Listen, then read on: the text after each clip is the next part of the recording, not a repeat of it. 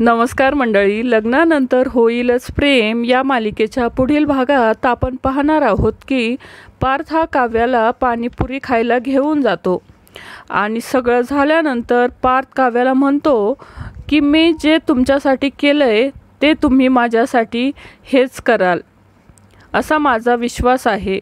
एक दिवस तुम्ही मला पाणीपुरी खायला घेऊन याल।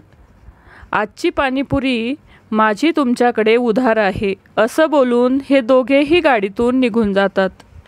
दुसरीकडे आपण पाहतो की नंदिनी आणि जीवा देखील पाणीपुरी खायला आलेले असतात।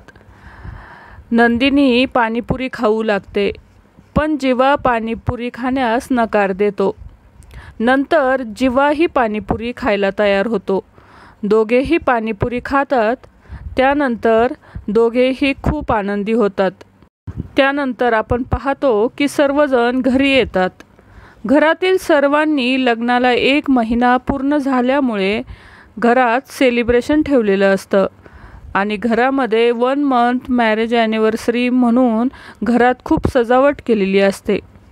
त्यावेळी पार्थ आणि नंदिनी खूपच आनंदात असतात, तर काव्या जीवा खूपच डिस्टर्ब आणि विचारात पडलेले असतात आणि काव्या पार्थला विचारते की हा काय प्रकार आहे। त्यावर पार्थ म्हणतो की आपल्या लग्नाला 1 महिना पूर्ण झाला आहे म्हणून हे सेलिब्रेशन ठेवलं आहे।